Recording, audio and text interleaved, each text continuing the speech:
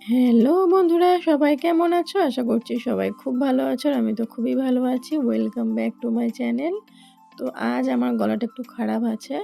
তো ওটা কোনো ব্যাপার নয়। আজ তোমাদের সঙ্গে শেয়ার করতে চলেছি একটা অন্যরকম রেসিপি। এতদিন তোমরা দেখেছো ঝোলে ঝালে তেলে রেসিপি। আজ করব একটা মিষ্টি রেসিপি। আজ করতে চলেছি আমি চিনির কটকটি, যেটা সবাই খুব পছন্দ করে, বিশেষ করে আমি তো খুবই পছন্দ করি। আর যেটা বাইরে গেলে ট্রেনে, প্ল্যাটফর্মে আমরা বিক্রি হতে দেখি। তো আজ সেই কটকটি আমি বাড়িতেই তৈরি করব। তার জন্য প্রথমে নিয়ে নিলাম ময়দা, তার মধ্যে দিয়ে দিলাম পরিমাণ অনুযায়ী লবণ, চিনি আর কয়েক চামচ রিফাইন তেল দিয়ে সেটা ভালো করে আমি মেখে নিলাম। নিয়ে ময়দাটাকে ঢাকা দিয়ে রেখে দিয়েছি কিছুক্ষণ। তারপরে খুলে দেখো ময়দাটা আমাদের কতটা সফট হয়ে গিয়েছে। তো সেটা দুভাগে ভাগ করে নিলাম।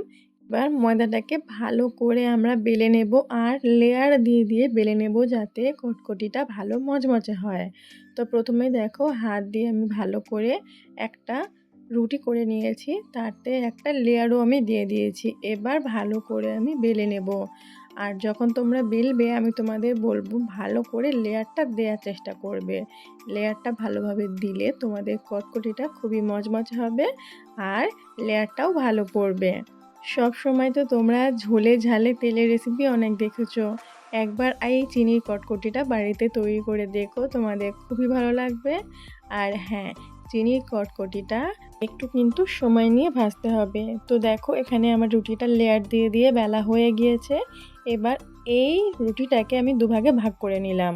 আর ছুরির সাহায্যে আমি দেখো কটকটির আকার দিয়ে দিচ্ছি, লম্বা লম্বা করে কেটে নিচ্ছি। তো আমি যেভাবে দেখাচ্ছি তোমরা সেভাবেই কেটে নিও। আর যদি তোমরা চাও যে এর থেকে আরও লম্বা লম্বা করবে, লম্বা লম্বা করতে পারো। তো আমি এখানে মিডিয়াম সাইজের করছি। তো দেখো সব আমার কাটা হয়ে গিয়েছে, আমি এক একে প্লেটে তুলে নিচ্ছি। আর একটা আমি করেছি লম্বা লম্বা, আর একটা করেছি এখানে একটু মানে বাঁকানো বাঁকানো আকার দেওয়ার চেষ্টা করেছি, কিন্তু হয়েছে কিছুটা হয়নি। তো যাই হোক, সেগুলো একে একে আমি এখানে ভেজে নেব। তো দেখো তেলটা আমার গরম হয়ে গিয়েছে, আমি সব একে একে দিয়ে দিচ্ছি। আর হ্যাঁ, তেলটা আমার একটু কালারটা অন্য আছে, সেটা তোমরা কিছু মনে করো না। এটা আগের দিনে নিমকি ভেজেছিলাম, তো কালারটা সেই জন্য এরকম হয়ে গিয়েছে। তো ওটা কোনো ম্যাটার নয়। দেখো আমি কটকটিগুলো ভালোভাবে দিয়ে দিয়েছি। আর হ্যাঁ, কটকটিগুলো একটু কিন্তু সময় নিয়ে তোমাদের ভেজে নিতে হবে। লো টু মিডিয়াম আঁচটা রেখে তোমরা কটকটিগুলো ভেজে নেবে। তো কটকটিগুলো প্রায় আমার ভাজা হয়ে গিয়েছে। এবার একে একে কটকটিগুলো আমি তুলে নেব। তো দেখো কালারটা ঠিক এরকম আসবে, খুব পোড়াবে না আর খুব কাঁচাও রাখবে না, তাহলে ভেতরে কাঁচা রয়ে যাবে আর মচমচে বা ক্রিস্পি ভাবটা আসবে না একদমই। তো এগুলো আমার ভাজা হয়ে গিয়েছে, দেখো কত সুন্দর লাগছে।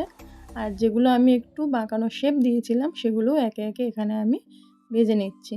তো কটকটি বানানো খুবই সোজা, এটা এমন কোনো হাতে গড়া ব্যাপার নয়, তোমরা যে কেউ এটা বাড়িতে বানিয়ে ফেলতে পারবে। তো এই কটকটিগুলো আমার ভালো করে ভাজা হয়ে গিয়েছে। দেখো আমি প্লেটে কটকটিগুলো তুলে নিচ্ছি। এবার চিনির শিরাটা তৈরি করার পালা। প্রথমে আমি 200 গ্রাম চিনি কড়াইতে দিয়ে দিলাম। দিয়ে তার মধ্যে অল্প পরিমাণে একটু 1 কাপের থেকেও হাফ একটু জল দিলাম। দিয়ে ভালো করে নাড়িয়ে চাড়িয়ে চিনির শিরাটা আমি তৈরি করে নেব। এর মধ্যে আমি আর কিচ্ছু দিলাম না। দেখো চিনির শিরাটা আমাদের কত ভালোভাবে ফুটে এসছে। আর এটা অনবরত আমাদের নাড়াতে হবে। এই শিরাটা আমাদের পুরোপুরি রেডি হয়ে গিয়েছে। এবার যে কটকটিগুলো আমরা ভেজে রেখেছিলাম সেগুলো এই চিনি শিরার মধ্যে দিয়ে দিলাম। দিয়ে অনবরত আমাদের নাড়িয়ে যেতে হবে, একটু থামলে চলবে না, তাহলে তলায় তলায় লেগে যেতে পারে। সেই জন্য অনবরত আমাদের কটকটিটা নাড়িয়ে যেতে হবে। আর দেখো কটকটিটা আমাদের অলমোস্ট কমপ্লিট হয়ে এসছে, আর কিছুক্ষণের মধ্যেই সার্ভ করার জন্য রেডি হয়ে যাবে। তো কটকটিটা আমাদের এখানে পুরোপুরি হয়ে গিয়েছে। এই অবস্থাতেই কিছুক্ষণ ছেড়ে দেব কড়াইতে। তারপরে দেখো আমাদের কটকটি পুরোপুরি রেডি হয়ে গিয়েছে। তো এই চিনির কটকটির রেসিপি তোমাদের কেমন লাগলো অবশ্যই আমাকে কমেন্টে জানিও। আর এই রেসিপিটা যদি তোমাদের ভালো লেগে থাকে লাইক কমেন্ট শেয়ার করে দিও।